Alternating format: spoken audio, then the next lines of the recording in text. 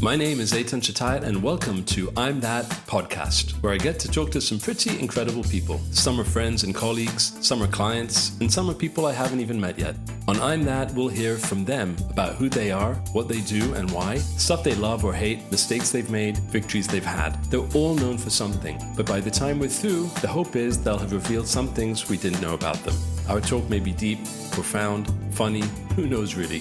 One thing for sure, it'll be interesting and honest. So if you're up for that, thank you for joining me on I'm That, and here we go.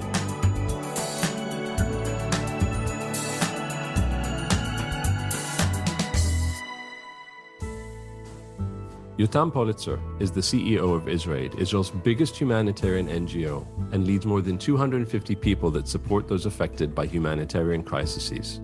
They partner with local communities around the world to provide urgent aid, assist in recovery, and reduce the risk of future disasters. Right now, IsraAID is active in 15 countries supporting communities affected by COVID. And following the 2021 Afghanistan crisis, Yotam led a rescue operation to save the lives of 167 at-risk Afghans from the hands of the Taliban. In September 2015, refugee crisis in Europe, he led IsraAID's humanitarian mission in Lesbos, Greece, to support Syrian refugees on the island, and also established IsraAID Germany, which provides long-term support for Yazidi and Syrian refugees in Germany. Over the last 15 years, Yotam has also built and led programs in Japan after the 2011 earthquake and tsunami, in the Philippines after Typhoon Haiyan in 2013, and in South Korea to support the reintegration of North Korean defectors. He's also led missions in Nepal following the 2015 Gorkha earthquake, and in Sierra Leone for Ebola survivors, health workers, and affected communities. He's got 15 years experience in education, humanitarian aid, and international development. Before his work at IsraAID, he worked at the Israeli Embassy in Nepal and was the program coordinator for Tevel B'Tzedek, an Israeli NGO focused on long-term development programs in the Himalayas. Yotam is married to Mayo and is a father of beautiful twins, Nao and Taiyo.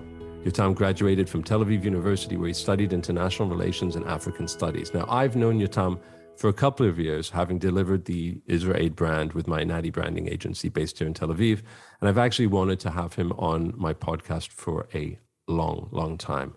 So Yotam, it's such a pleasure to be able to talk to you on I'm That. Firstly, just thanks for joining me here. I know you're a very busy man. Thank you. It's great to be here. So let me just dive in and ask you the first question that we typically ask on the show, which is simply to complete this sentence. Yotam Polizer. I'm that person who is an active anthropologist, interested in people's cultures, countries, politics, and luckily I found a way to mix all of that through life-saving work of IsraAID as a humanitarian aid worker. So that's pretty fascinating. I mean, how did you get into that? Did that happen because of the organization, or is that something that you've always wanted to do? No, I love traveling. I love people. I love cultures. And I had no idea that I'm going to get involved in these kind of life-saving missions. I just love travels around the world and work with different cultures. And when I was 18, actually, just before my military service, I decided to do a gap year, what we call in Hebrew, Shnat Shirut, a service year. And my work was with youth at risk, primarily people who made Aliyah from Ethiopia. And, they had a lot of challenges here with the integration, and there's a lot of them are suffered from drug problems and domestic violence, and you name it. And I worked with these incredible kids, and I think that's where I developed my passion, not only for kind of service, but also really to work with people of other cultures. They came from Ethiopia, so obviously it's a very different culture. And then in my army service, I was a combatant for the first 2 years, and then I was in a unit that also combined social work, and then I did a project with Bedouins, educational project as part of my IDF service. And it was also fascinating. I learned Arabic, and I worked with, in the Negev in really remote, kind of unrecognized villages. So again, even in Israel, I found a way to work with really remote and really different cultures and communities. And then, after the army, I did what every Israeli do. I followed what we call the Hummus Trail. and it's called the Hummus Trail, not because the hummus is so, not because they had hummus originally. They started making hummus for the Israeli backpackers, and I went to India. That was my Hummus Trail, and I was there for 6 months, and then I moved to Nepal, and in Nepal I started trekking, and I was with a friend, and we trekked in the Himalaya, and it was beautiful. And then as soon as we got off the mountain, I saw a small kind of advertisement, suggesting backpackers to volunteer with street children. I had no idea what it is, but I thought, okay, that sounds cool. I'll do it for 2 weeks, and I'll continue to Thailand or wherever I was going. And these 2 weeks in Nepal turned into 3.5 years of doing this kind of social work there. And I can get to it later, but that really one thing led to another, and it's all because of my passion for people, for cultures, and for traveling. So that's very interesting because I think given the chance, people would help other people if they could. But how do you fall into such a career? I mean, what was it about, like starting on something that was meant to last 2, maybe 3 weeks, and it ending up being over 3 years? I think it's extreme interest in people, extreme passion for service, extreme openness for what the world brings to us, and not missing out opportunities. I dive all in. I'm all in. I'm very not 100%. I'm 150% kind of person. So when I'm getting to something, I'm doing it with all my heart and all my soul and all my body and all my spirit. You start this work with street children in Nepal, or in the tsunami in Japan, or in the Ebola crisis in West Africa, or with Syrian refugees. And first of all, you fall in love with the people. You really do. And they really inspire you, and you learn so much from interacting with them. And also you realize that there's so much work to do. And it's nice to do something for 2 weeks, but it's like putting a band-aid, right? You can't really see the impact. You have to do things long term. You have to, you know, especially when it comes to our work at IsraAID, which is about, disasters, whether it's, climate related disaster, or whether it's a man-made disaster, or what we're seeing right now in Ukraine, which, I'll probably talk about later, but, it's the needs are long term. I know the media interest is very short, and we only hear about it when it's in the media or on social media. But actually, the recovery process for these people takes years, and I feel personally and organizationally responsible to help these people through this journey and through this very long recovery process. Well, So let's, you that's know what? how 2 weeks can easily turn into 3 years, Well, and sometimes more. Well, let's get back to, everything that we're talking about in a second, but let's actually talk about Ukraine right now. So as the crisis is ongoing and worsening, I understood that you're mobilizing and indeed have sent an Israeli team for an emergency response mission in Moldova, the southern border of Ukraine, to help refugees in need. So what's going on there, and what are you guys doing exactly? So this is all very, very fresh, right? The Russian invasion, the brutal invasion, started on Thursday, and today it's Sunday morning. Um, so very quickly we understood that we're speaking about beyond the politics, beyond the global affairs. It's just a terrible, terrible, terrible humanitarian crisis. Something that could be at the scale of Syria or even worse. And as a humanitarian organization, we realize we have to get involved. Now that's complicated because obviously, as a CEO, I have to prioritize the safety and the well-being of our staff and make sure we're not sending them to an active war zone. So we decided to really focus on supporting the hundreds of thousands of refugees fleeing from Ukraine. And we sent our emergency response team, which is an incredible team, an incredible group of people, very experienced. It's not a huge group. It's a small but very professionalized team who could really provide and help organize the kind of initial relief efforts, and sort of set up a temporary refugee camp. And the reason we went to Moldova, there's two reasons why we went to Moldova. One is because we received a direct request from the Moldovan government for support. And we know Moldova is not a wealthy country. It's they have a lot of challenges that they deal with regardless of these crises. So obviously they will need a lot of support. And also we saw that there is a huge influx of refugees there, and not that many organizations. Many other organizations went to Poland.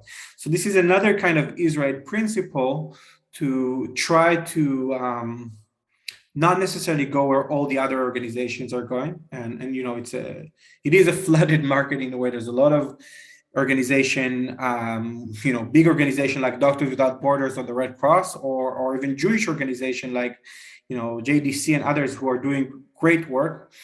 Each of them is in their focus area. And what IsraAID has been famous for is really to go to the most remote places, to places that other organizations don't go, to try to fill the humanitarian gaps. So that's what we're doing right now. Our team will reach the border in a couple of hours.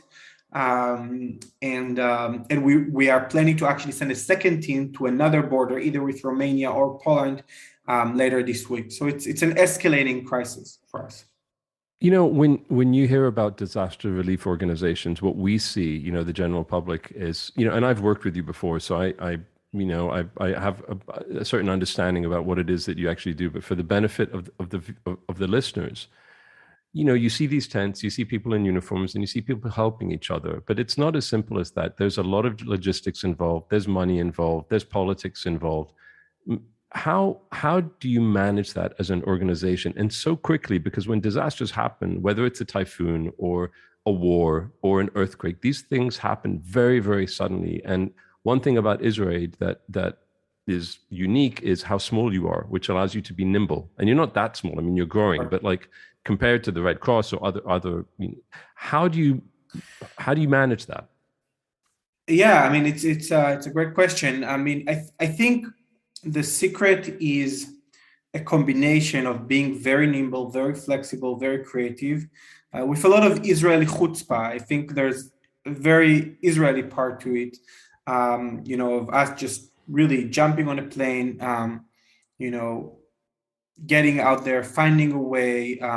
This is one part, one aspect. But you're right that it's not that simple. It's not enough just to have these people who jump on a plane. So we did build, and this is really something that happened in the last few years, we did build an incredible headquarters here in Israel that provides all the logistical support immediately, whether it's, with procurement of relief supplies, or with legal support that is very much needed, or financial support, have to transfer money, all of these things, or with communications and fundraising, which is obviously crucial at any given moment, but especially now when the needs are so massive. So all of these systems kind of are combined, and over this weekend, which is, Shabbat here in Israel, it's not the easiest time to work at, but everyone came together, dived in and to kind of mobilize and have all these system in place. People need cash, they need equipment, they need their flights booked, they need insurance, they need to have all the contacts on the ground, and we need to raise money to allow. So the money part is interesting because I think we were able, again, in the last few years, to build trust with incredible group of donors and funders and very generous people who really believe in the organization and its mission. And it's enough that I contact them on WhatsApp sometimes, and they can make a commitment to, some significant amount of donation. We always need more, but at least it gives us the seed funding to jump in. And also we build an emergency fund, especially for that. So we don't have to only rely on donors, but we can actually be proactive. So there's another group of donors who understand that time is of the essence and are supporting us in this emergency fund, which allows us to mobilize immediately, even before we get the seed funding for this specific crisis. You have an incredible team. I've met your team. I've spoken extensively with them because of our work with you. Right. What's so special about, in your words, your team and how they manage to do the incredible work that they do? I mean, dedication, wisdom, commitment, being very humble. People are very humble. They're in it for the people. They're doing it really, without making a big noise out of it. They're just really, really professionals. Just really, really professionals. And I think we really went through a long way to professionalize our operations and but also keep the spirit, right? It's not just a day job. It's not like a 9 to 5 day job that people are coming and doing professionally and leaving. No. So a combination of being very professional on the one hand and very committed and passionate on the other hand. And caring so deeply. It's interesting. And by the way, one more thing I want to add. Oh, please. I think all of my team will share, and I definitely feel that way. For me, and I guess for all my team members, it's much more difficult to not do anything. So for us, being able to respond when you see this massive scale disaster is and we know we're a small part of this crazy puzzle, but being able to do our part is really comforting. Do you think that it's I don't want to be insensitive with the word that I choose, but is it almost like to be able to help people? There's kind of like almost like something happens around the world and there's almost like this addiction. How can we help? How can we've got to do something here. And I imagine that you're not able to help everyone. You're not able to be everywhere. Yeah. First of all, yes, it is an addiction. And I think a lot of my team members, maybe not everyone, but a lot of my team members share this addiction with me. For the most case, it's a positive addiction. Obviously, when you look at family and personal life and how to balance all of that, it's sometimes difficult. But I'm grateful. I have the best partner who support me in this effort. Yeah. You just at a moment's notice, you have to go. I got to go. My team, we have to go. We have to be there right now. Tomorrow.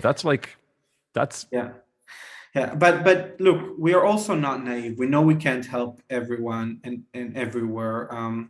And again, I don't want to sound cynical here, but realistically speaking, there are many crises in the world that just don't receive any attention. And in some of them, we are able to help, like in places like Mozambique or Vanuatu or places like that, because we were able to build strong partnership and to find the funding. But we can't ignore the financial element of it. And we know that, for the case of Ukraine or for the case of Afghanistan, which was the most recent disaster what I got really involved in, we know the media attention equals to donor attention. We know the attention is very limited. And so we have to, in a way, leverage that to bring and create long-term support, because we know long-term support will be needed. So we know that right now is the time to respond because there are immediate humanitarian needs, but not less important is to raise enough funds and support that we will actually be able to operate long term, which will be crucial because the recovery process of these people, the trauma, if they're going to stay as refugees, it's going to take years. So what happened in Afghanistan? How did you? Afghanistan is a unique operation, even more than Ukraine in that sense. I mean, Ukraine is refugee crisis. We've done that with the Syrian refugees. We've done that with refugees from South Sudan. We're doing it with refugees from Venezuela and Colombia right now who are fleeing their country. Afghanistan was different. It's a country that don't have diplomatic relations with Israel. We did not have any presence there. And people were not allowed to leave the country by the Taliban. So in late August, when the Taliban took over, we kind of did our assessment, and our initial decision was that, unfortunately, as long as there's no refugee camps or stuff like that, we won't be able to get involved. But then really at the last day of, just as the Americans left Afghanistan, I got 3 phone calls that kind of changed everything. One was from a journalist friend, Dana Harman, who is an Israeli-British journalist who wrote a story for the New York Times about the first Afghan girls robotics team. And she was like a family for these girls, and they contacted her, asked if she could help rescue them. A second phone call was from the Israeli Canadian billionaire and philanthropist Sylvan Adams, who was trying to support the first Afghan girls cyclist team. And these girls who are riding their bikes and were targeted by the Taliban for riding their bikes. Unbelievable. And the third phone call was from a friend who worked with us in Greece to support Syrian refugees. And he told me he have contacts in Afghanistan that can basically secure kind of safe crossing through the country. So that was a game changer, obviously. And with his support, we actually organized a bus. And we had the cycling girls and the robotic girls all together in the bus, 42 girls and family members in total. And yes, we actually received a permit from the Taliban. I know it sounds weird. Obviously, the Taliban didn't know that we're Israelis. And they crossed all the way to the border with Tajikistan, which is the northern border. Everything actually went smooth on the Afghan side. But then we realized that it was kind of all on the go. It was not planned, to be very honest.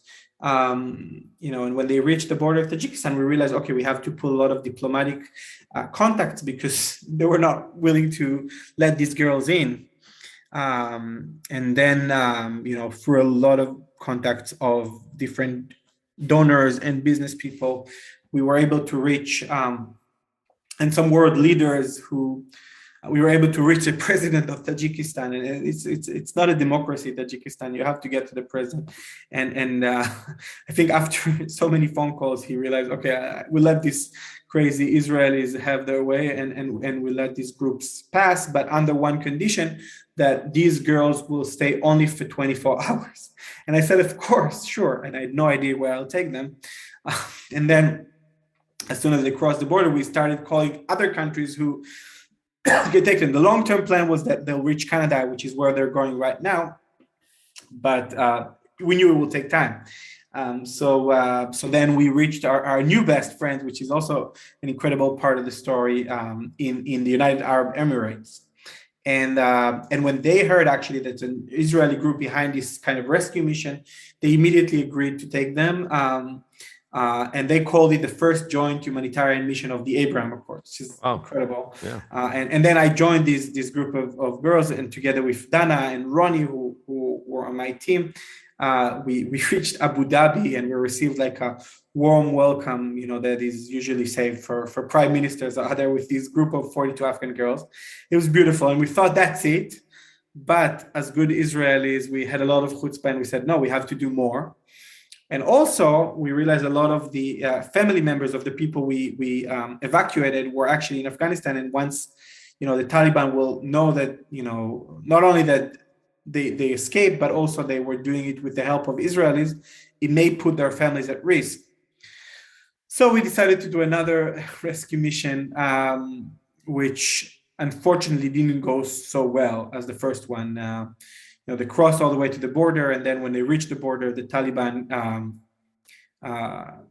basically stopped them, and we had for lack of a better term, we had a kind of a hostage situation with this group, and we had to find a way to negotiate with the Taliban, and through some contact in Qatar, and then, we realized they can't cross the border by land. We can arrange an evacuation flight, but 41 of these people didn't have passports. So we were able to get in touch with an Afghan diplomat abroad and who created this passport and sent it to us. And I was with the team in Tajikistan. We actually transferred this passport across the border. These passports were confiscated by the Taliban. It's an insane movie. Like I can't believe myself when I'm sharing this story, but it really happened. What's interesting when you're talking about this is, and I can't help but bring it up. It's like Hillel Neuer, the executive director of the UN Watch, who is on season 1 of the show. He actually said, and I'll quote you what he said. He said to me, "I grew up in a tradition that says you're responsible. You can't be indifferent. I think that's why Jews who are also not necessarily religious are activists. I think that activism is actually part of the religion. You have to care for the other. And what you actually said when you were on a panel for JNF USA's Conversions on Zionism, you said that you view your work with IsraAID as an extension of your Zionism. You said, Zionism for me is about responsibility. Israel and Jewish people have so much to share with the world, especially vulnerable communities. So that's what Zionism is about. And as you are talking, I just wanted to get your take on how that plays into what it is that you do. Yeah, I mean, I think both myself and my team members I kind of live by this value. I mean, it's hard to explain, right? It's a kind of an inner That's what I'm feeling. It's asking. an inner drive that you have, that you feel responsible. I told you in the beginning of this conversation that it's it's a passion for both for service and for people.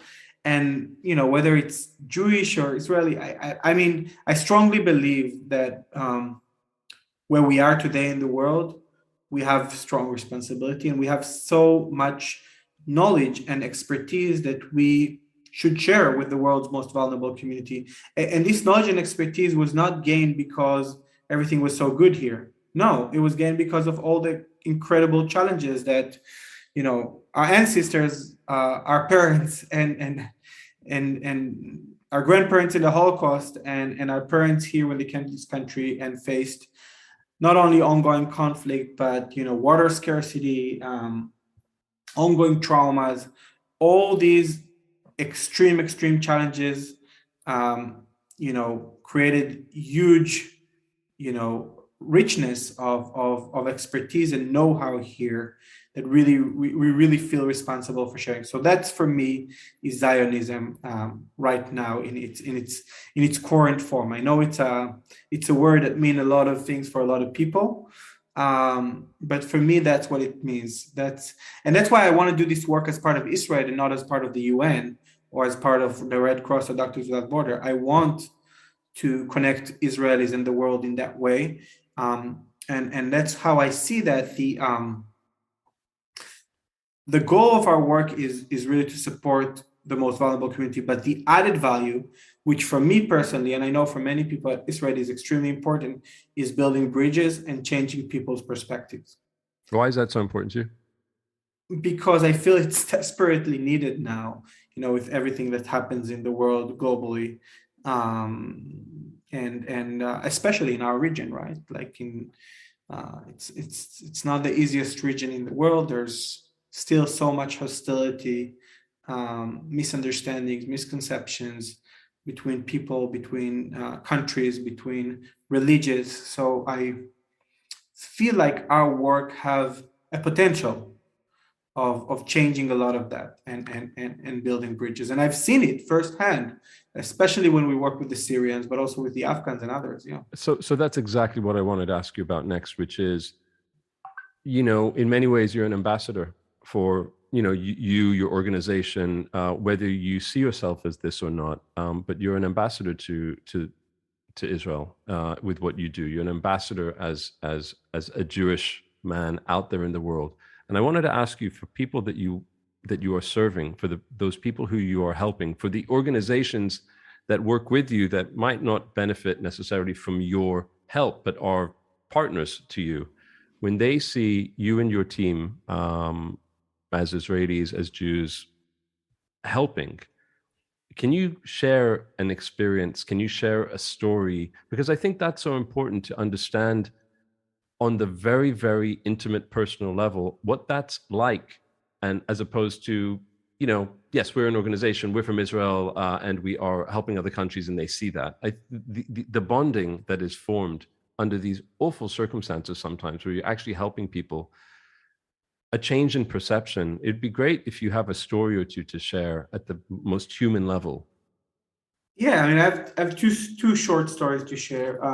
First one is really from the Syrian refugee crisis. Back in 2015, when millions of Syrians were fleeing their home, escaping the Assad regime and ISIS and all these wonderful people. They many of them reached Greece, and most of them passed through an island called Lesbos, which is a tiny island in the Mediterranean, beautiful Greek island. And people were coming on these tiny rubber boats that was supposed to carry 30 people each, but I actually seen 150 people in one boat, and it's really insane. And we had a group of medical professionals, interestingly enough, that were both Israeli Jews and Arabs working together. And I remember one day in December 2015, a boat capsized just before it reached the shore. Thank God that day our team was pretty close, and I was there with them, and we were able to pull everyone out. And I was carrying this, I guess, 4 or 5 years old girl who was literally shivering and shaking my hands, and I can see that she was suffering from severe hypothermia. I handed her over to our doctor, who's actually Arab from Israel, and he treated her, and she was okay, and she stabilized. Her father was able to pull himself out because he knew how to swim, but so he was okay. But he kept staring at us with a shock. And then when he finally opened his mouth, he actually spoke fluent English, which was interesting because I learned he was an engineer from Damascus, a very educated guy. And he told me the following sentence that I always quote. He said, "My worst enemy became my biggest supporter.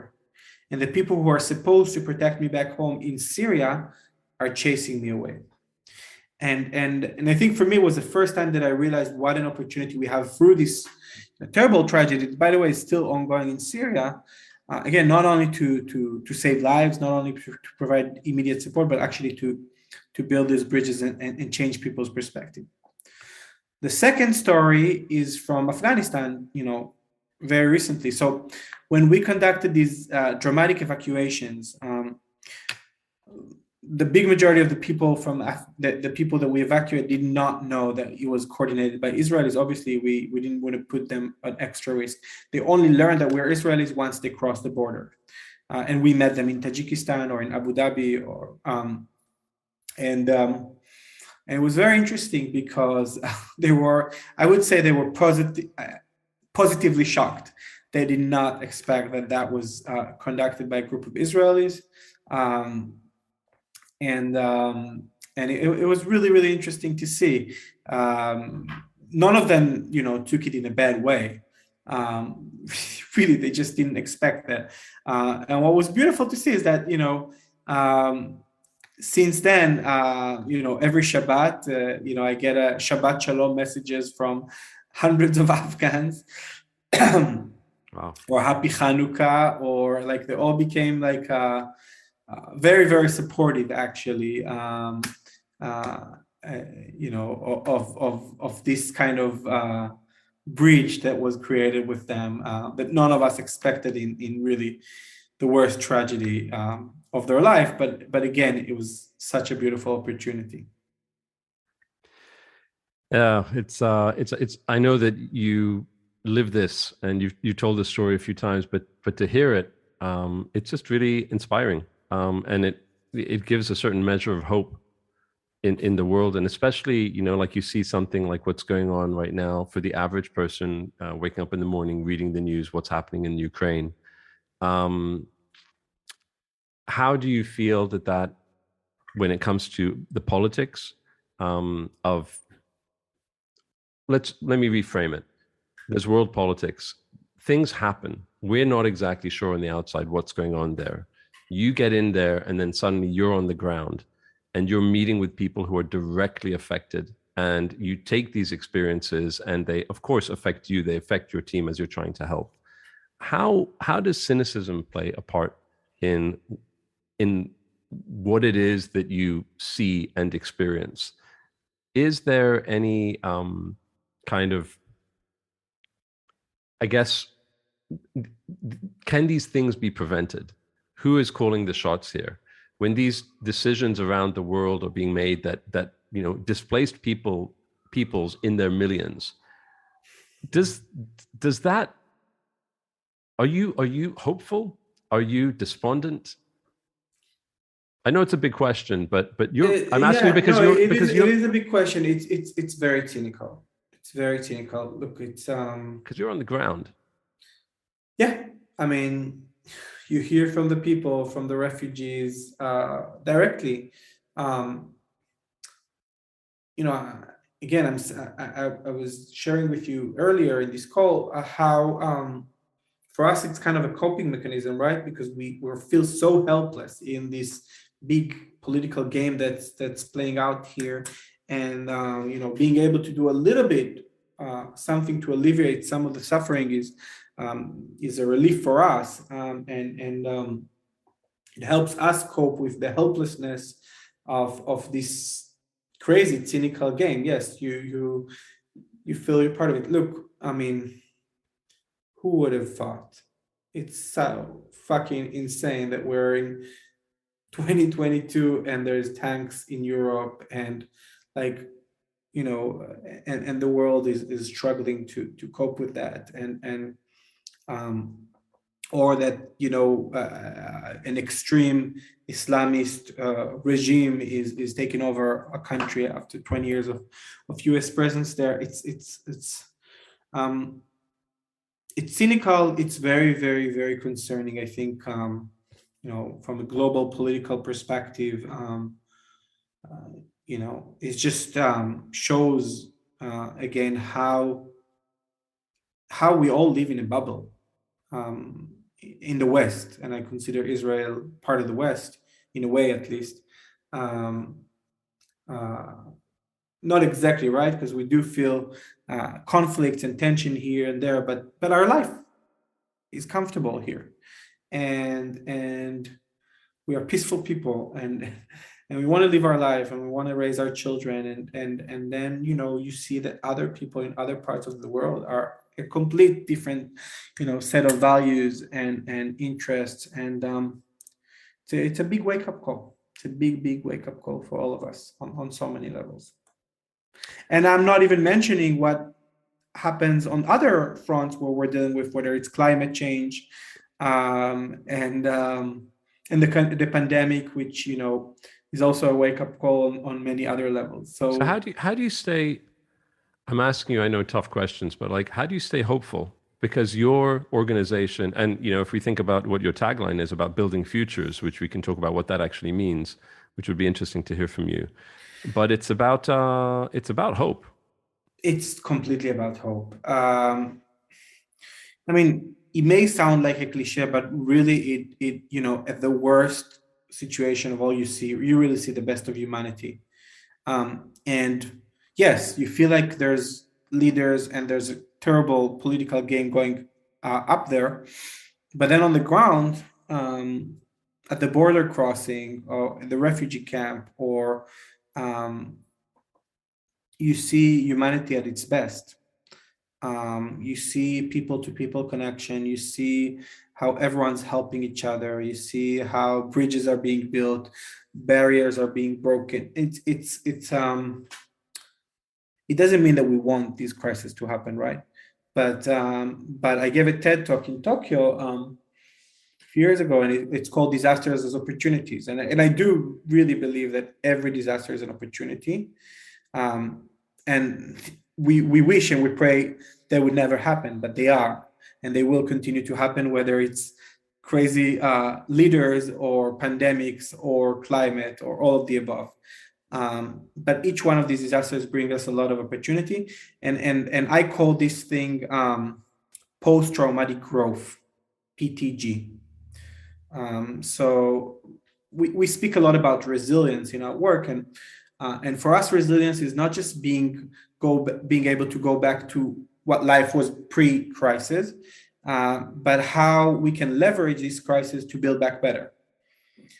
And it's on every level. It's on the infrastructure level. You can build a better water system than what you had before a hurricane happened, or a better housing that will be hurricane proof. You can build people well-being and help them be much more resilient and support their mental health so they can cope with future crises. So that's why for us, it's not just about the immediate relief. It's helping communities, individuals, and countries to be able to cope with this continuous wave of disasters on all fronts. And it makes me really hopeful because I really see it happening on so many places. And every time I see it happens, it gives me energy and motivation for the next 10 years. So it's really, you know, I feel really blessed to be part of this team and to lead it, and being able to witness and to take part in this post-traumatic growth process. I'm smiling because my next question was, what makes you get up in the morning? What drives you? And where do you see yourself in 10 years' time? And you kind of just answered that. I'm not going anywhere. I mean, I'm going everywhere, but I'm not going anywhere. I love what I do. I love it, all aspects of it, right? I love the people. I love the team members. I love the communities that we work with. I learn so much. I get to mix so many worlds in it, right? I'm interested in politics. I'm interested in languages. I'm interested in education and in technology and in finance. And I get to mix all of this in this work. I'm interested in impact. So as long as I continue to learn so much every day of my work, I even love fundraising. I mean, people think fundraising is probably the most difficult part. Yes, it's difficult, and yes, it's sometimes frustrating, but it's also, the way I see it is that we provide people the opportunity to do something really meaningful and impactful. And I see that with many of our donors and funders, they end up thanking us. And we thank them, obviously, and we couldn't do our work without them, but they end up thanking us, for also being able to cope with the helplessness.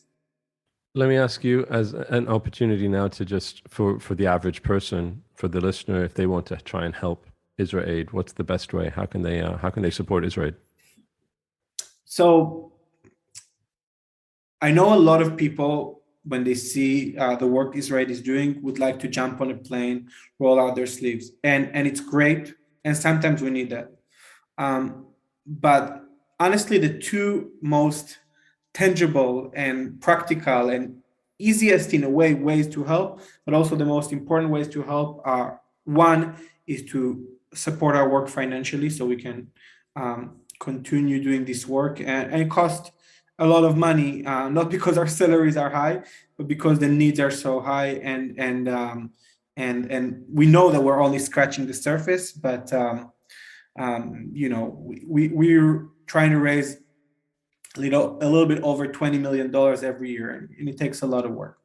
The second way, which is also very, very important, and I wouldn't underestimate it, is to really spread the word. And by spreading the word, I mean become an ambassador for Israel. And you can do it on social media. You can organize events for Israel. You can organize fundraisers, online, offline, whatever. We really need more people to spread the word. A, because it leads to more exposure, and which leads to more financial support. And B, because we want people to know that Israel and Israelis are doing this work, and because we really believe it helped build bridges. I'm going to do a little plug now, which I don't usually do, but I think anyone who's listening should go to israaid.org/donate/ the headline is very simple. With your help, we can do more, and you can give a one-time donation, a monthly donation. You can dedicate a gift. It's a very easy process. I mean, we built the website, we know, but I really think that it's important to just go to that website and see what you can do. I know that your time is precious and you have a gazillion phone calls to respond to. And again, I appreciate the time that you're taking, but Yotam, to the people who are listening, who are younger, if they want to try and get into the kind of work that you do, what advice would you give them? Because it's when people approach me about branding and they just want to make ads or they want to do shiny, glitzy stuff, it's not simple to do what we do. And I can't imagine on your side, the appeal to do what it is that you do, but I'm sure it's not simple and it's not easy. What's the best way to get into it? How can you advise someone who this really might not be for them? Yeah, I think actually it's the opposite. I mean, a lot of people I think may want to join this field, but feel that they're not ready to leave everything and jump on a plane, or they don't have the medical skills, or they're scared to go, to the border of Ukraine, which all of these reasons are obviously legit. I'm actually saying the opposite. I think there's a lot of opportunities to join this field in ways that people wouldn't expect. We have an amazing finance team or a legal team or HR people, and we always look for professionals in this field. So, I think whether with IsraAID or with other great organizations in this field, if you're really interested and passionate about this work, you should definitely explore that. Practically speaking, for example, in Israel, we have wonderful partnerships with two academic programs that I highly recommend younger people who think about their studies.